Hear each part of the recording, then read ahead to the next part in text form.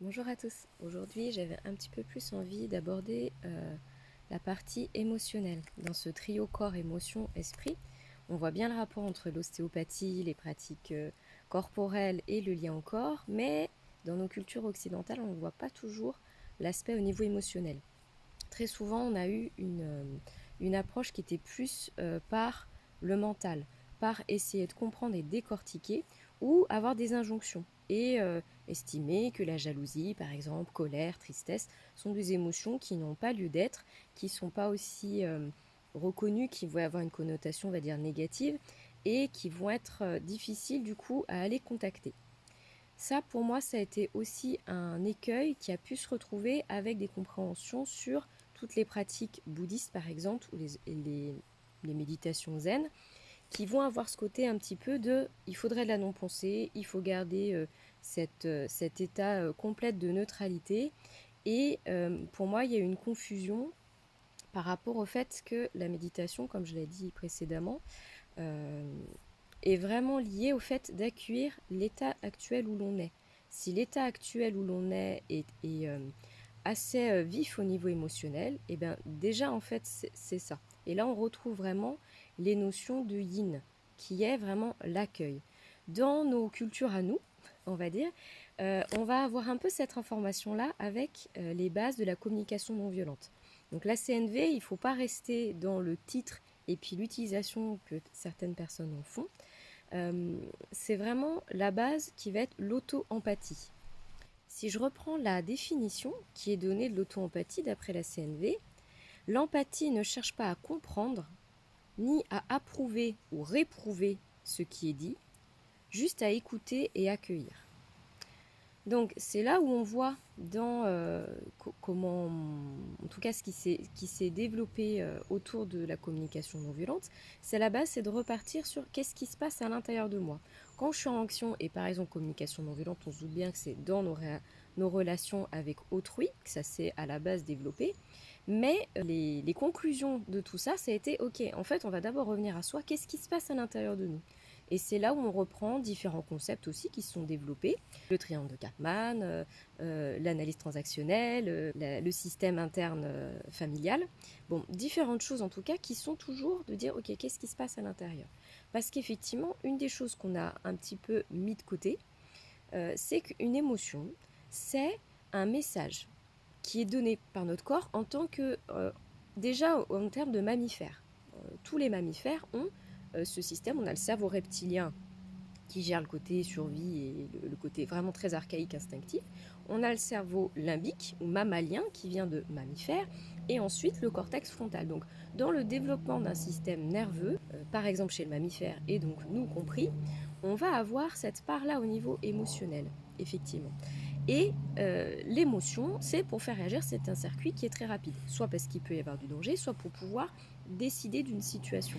Ce qui est décrit, et pour ceux qui veulent aller plus loin, il y a cette notion de l'intelligence du cœur, qui est donc d'Isabelle Filosa, si je n'écorche pas le nom, qui est de se rappeler que elle a un but, elle nous indique quelque chose. Et donc, en communication non violente, on va le retrouver avec un besoin qui n'est pas satisfait. Et dans la construction, voilà, je ne vais pas m'étaler plus sur la communication non violente, mais ça explique aussi pourquoi, pour moi, ça a été un outil vraiment très intéressant dans qu'est-ce qui se passe à l'intérieur de moi. Et cette écoute-là, Gnotis Auton, connais-toi toi-même, c'est pouvoir aller observer qu'est-ce qui se passe à l'intérieur de moi pour réveiller un peu ce médecin intérieur et retrouver cette harmonie. Que l'émotion, ça soit pas juste quelque chose qui soit jugeant avec le mental, ou quelque chose, surtout chez des hypersensibles, maintenant les hyperémotifs, enfin voilà, il y a de plus en plus de personnes qui se reconnaissent dans cette neuratypie, parce que c'est une neuratypie, c'est-à-dire un fonctionnement de notre cerveau différent.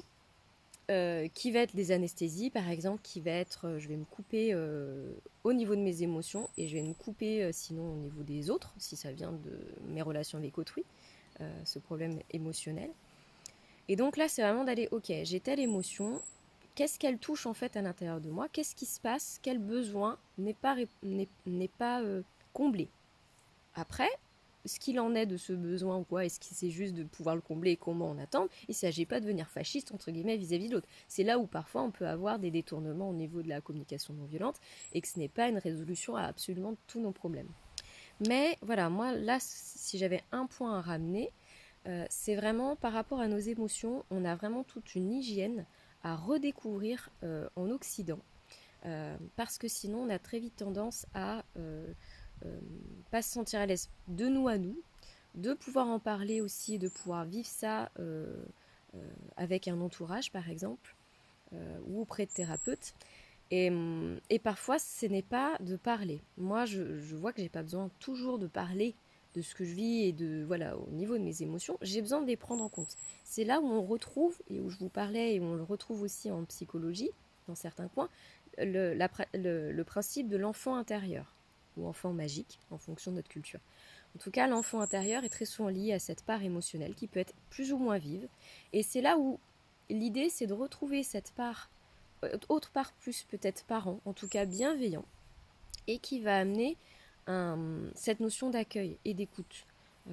Et concrètement, pas juste oui ça m'intéresse vite fait ce que tu me dis, non, qu'il y ait quelque chose qui soit vraiment présent et qui soit reconnu.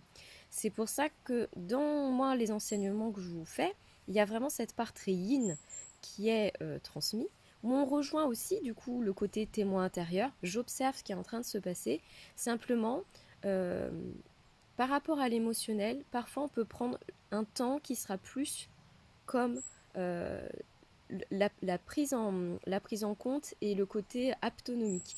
Disons que par rapport à parfois des choses qui sont restées un peu froides dans des formes de méditation ou de certaines philosophies, peut-être dans du stoïcisme par exemple, etc. Voilà, moi je ramène une manière plus peut-être maternelle de soi à soi. Et, euh, et là, on retrouve aussi les pratiques d'autonomie, par exemple. Et tout ce qui va être des soins, certainement, il y a plein d'autres thérapies autour de l'enfant intérieur. Mais là, c'est déjà de se réapproprier de soi à soi. Et notamment les pratiques de yin yoga, avec les différentes postures, avec tout aussi l'enseignement et l'ambiance que crée le yin yoga. En tout cas, dans mon cas, étaient vraiment des portes d'entrée très importantes au niveau émotionnel, qui ne passaient pas par le mental, qui m'amenaient pas de jugement par rapport à ce que je vivais, et qui étaient complètement dans l'instant de ce qui était vécu au niveau émotionnel d'une part de moi. C'est là où on retrouve donc le témoin intérieur, et autres termes, en tout cas si je reprends le terme générique en pratique yogique, et qui est cette observation effectivement bienveillante. Je ne suis pas tout au niveau émotionnel, même si mon émotion elle est très intense, c'est seulement une part de moi et elle n'est pas obligée de prendre tout l'espace de ma psyché, de mon temps de vie, voilà, et les débordements qu'on peut avoir par rapport à l'émotionnel. Voilà ce que j'avais envie de vous partager sur ce sujet qui me passionne énormément. À bientôt!